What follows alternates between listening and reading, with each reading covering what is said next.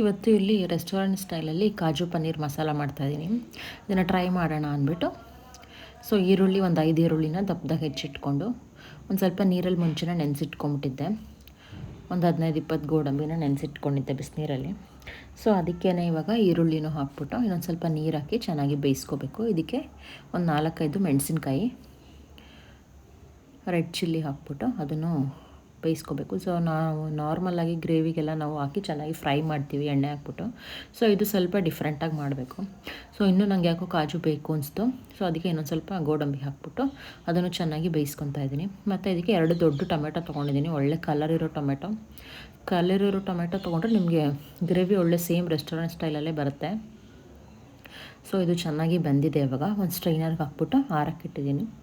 ಒಂದು ಬಾಣಲೆಗೆ ಎಣ್ಣೆ ಅಲ್ಲ ತುಪ್ಪ ಹಾಕ್ಬಿಟ್ಟು ಸ್ವಲ್ಪ ಗೋಡಂಬಿ, ಇದು ಒಂದು 50 ಗ್ರಾಮ್ಸ್ಗಿಂತ ಜಾಸ್ತಿನೇ ಇದೆ ಗೋಡಂಬಿ ಹಾಕಿ ಚೆನ್ನಾಗಿ ಫ್ರೈ ಮಾಡಿಕೊಂಡು, ನಾವು ಹೇಗೆ ಪಾಯಸಕ್ಕೆಲ್ಲ ಸ್ವೀಟ್ಗೆಲ್ಲ ಹಾಕಿ ಫ್ರೈ ಮಾಡ್ಕೊತೀವಲ್ಲ ಅದೇ ಥರ ಸ್ವಲ್ಪ ಕೆಂಪಗೆ ಬರಬೇಕು. ಗೋಡಂಬಿ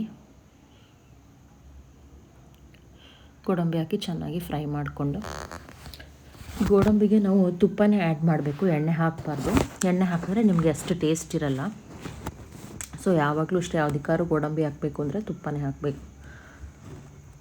ಅದಕ್ಕೆ ಅದೇ ತುಪ್ಪಕ್ಕೆ ನಾನೇನು ಇದಕ್ಕೆ ಎಣ್ಣೆ ಬಳಸ್ತಾ ಇಲ್ಲ, ಗ್ರೇವಿಗೆ ತುಪ್ಪದಲ್ಲೇ ಮಾಡೋಣ ಅಂದ್ಬಿಟ್ಟು ಒಂದು ಇಂಚಷ್ಟು ಚಕ್ಕೆ, ಒಂದು ಪಲಾವ್ ಎಲೆ ಮತ್ತು ಶುಂಠಿ ಬೆಳ್ಳುಳ್ಳಿ ಪೇಸ್ಟ್ ಹಾಕಿ ಚೆನ್ನಾಗಿ ಫ್ರೈ ಮಾಡ್ಕೊತಾ ಇದ್ದೀನಿ.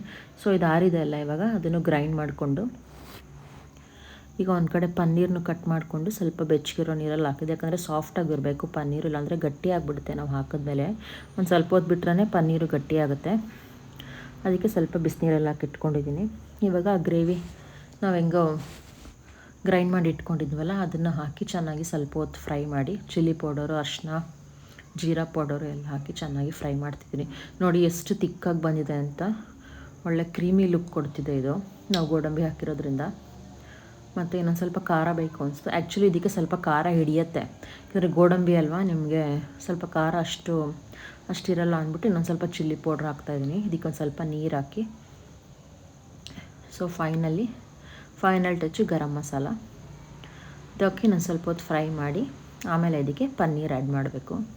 ನಾನು ಮುಂಚೆನೇ ಕಟ್ ಮಾಡಿ ಬಿಸಿನೀರಲ್ಲಿ ಹಾಕಿಟ್ಕೊಂಡಿದ್ನಲ್ಲ ಪನ್ನೀರು, ಅದನ್ನು ಆ್ಯಡ್ ಮಾಡಿ.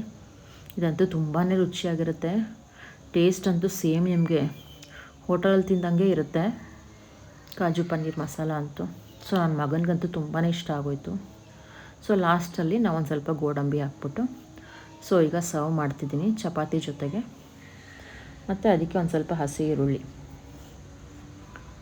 ಈ ವಿಡಿಯೋ ಏನಾದ್ರು ಇಷ್ಟ ಆಗಿದ್ರೆ ಪ್ಲೀಸ್ ಒಂದು ಲೈಕ್ ಮಾಡಿ, ಶೇರ್ ಮಾಡಿ, ಹಾಗೆ ಕಮೆಂಟ್ ಮಾಡಿ. Thank you for watching. ಜೈ ಶ್ರೀರಾಮ್.